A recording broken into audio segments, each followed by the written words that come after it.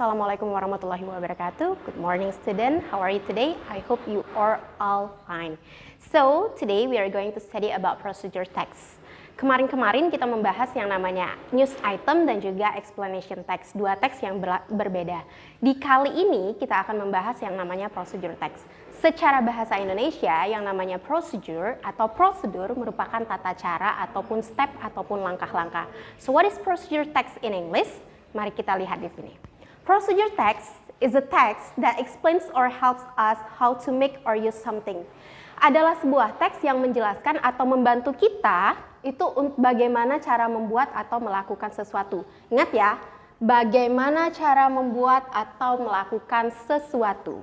Apa tujuan dari procedure text itu sendiri? Tujuan dari procedure text atau social functionnya maupun communicative purpose-nya itu memiliki tujuan yang sama, yaitu tetap saja describe how something, menjelaskan bagaimana sesuatu itu completely done through a sequence of steps, atau to describe how something is made through a sequence of action or steps, menjelaskan bagaimana sesuatu itu dibuat berdasarkan langkah-langkah ataupun aksi-aksi.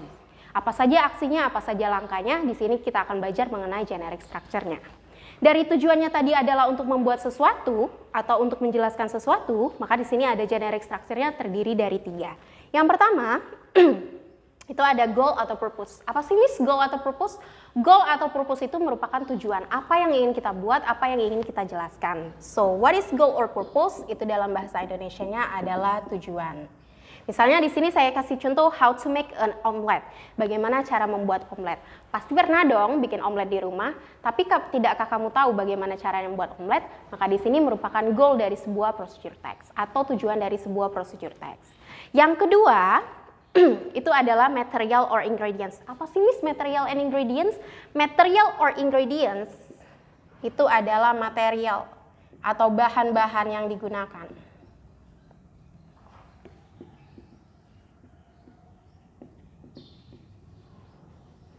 Sedangkan ingredients sendiri sama, yaitu berupa bahan-bahan yang digunakan. Hanya mungkin cara penggunaan bahasa kata atau bahasanya saja yang berbeda. Contohnya di sini misalnya the material to cook omelet. Kalian tahu pasti pernah masak omelet. Apa saja yang dibutuhkan? Biasanya ada telur, ada mie. Bagaimana cara menggunakan bahan tersebut diaduk, diatur dan dibentuk bagaimana caranya nanti akan menjadi sebuah omelet pada hasil akhirnya. Yang ketiga, generic structure-nya yaitu steps or methods. What is steps or methods? Dalam bahasa Indonesia, steps or methods di situ yaitu langkah. Langkah ataupun tata cara. Bagaimana langkah atau tata caranya? Biasanya kita akan menggunakan conjunction atau sequences atau tata cara. Nah, kemudian kita akan lanjutkan yang namanya language features. Apa sih Miss language features? Language features dalam procedure text yaitu fitur atau ciri-ciri kebahasaan dari sebuah procedure text.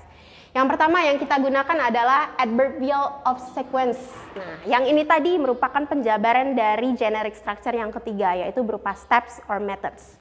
Dia ada yang atau using temporal conjunction, akan memiliki yang namanya kata penghubung, tapi di sini dalam bentuk yang numeral atau numbering ya, atau penggunaan angka. Misalnya ada kata first, ada kata second, third, the last, dan lain sebagainya. Tergantung seberapa banyak cara atau seberapa banyak metode yang digunakan ketika kamu membuat yang namanya procedure text atau menjelaskan sebuah procedure text. Yang kedua, using command or imperative sentence. Apa sih command or imperative sentence? Command or imperative sentence itu merupakan kalimat perintah.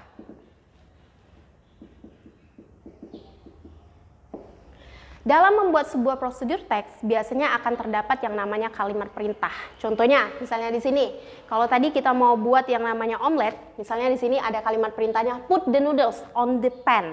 Letakkan si mie tersebut atau mie instan tersebut ke dalam panci. Maksudnya buat apa? For boiling, buat direbus terlebih dahulu sebelum menjadikan omelet hasil akhirnya. Kemudian ada yang ketiga, using adverbs. Nah, yang di sini adverbialnya berbeda. Kita menggunakan adverbs. Adverb di sini sebagai kata keterangan yang fungsinya to express detail the time. Secara ekspresi atau secara ungkapan dia akan mengungkapkan yang namanya waktu, mengungkapkan yang namanya place, tempat, kemudian manner accurate, bagaimana cara melakukannya. For example, for 5 minutes or 2 hours or etc. Jadi kalau misalnya merebus mie berapa lama? Misalnya saja 2 menitan, 2 jam, dan lain sebagainya. Hanya misalnya saja. Kemudian menggunakan action verbs. Apa sih Miss action verb? Action verbs itu merupakan kata kerja. Jadi biasanya di dalam membuat yang namanya procedure text, dia akan terlalu sering menggunakan yang namanya kata kerja.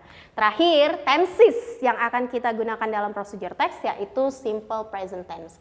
Di sini pasti kalian sudah pernah belajar menggunakan simple present tense ya. Di sini saya hadirkan sebuah contoh. Example of procedure text. Ini how to make a cup of coffee. Bagaimana caranya membuat secangkir kopi. Pasti pernah dong ngopi di rumah atau setidaknya buatin buat ayah atau ibunya kalian. Nah, how to make a cup of coffee, kalau secara susunan generic structure ini dibilang sebagai goal atau purpose. Yaitu tujuan. Tujuannya apa?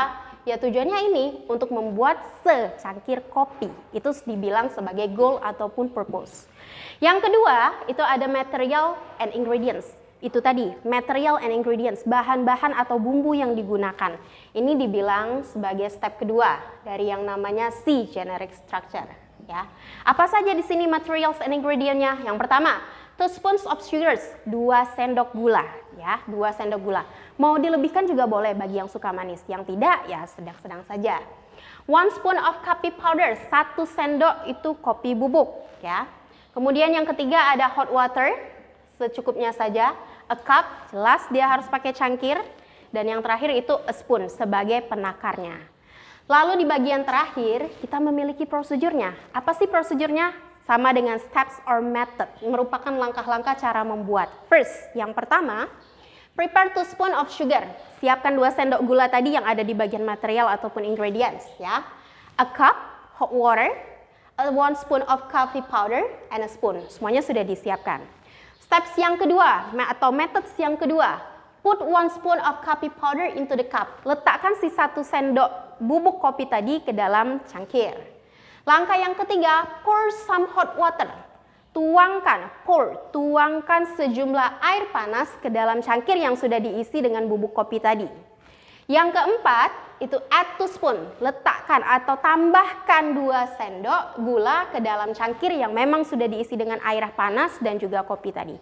Terakhir, stir it well and the hot coffee is ready to drink.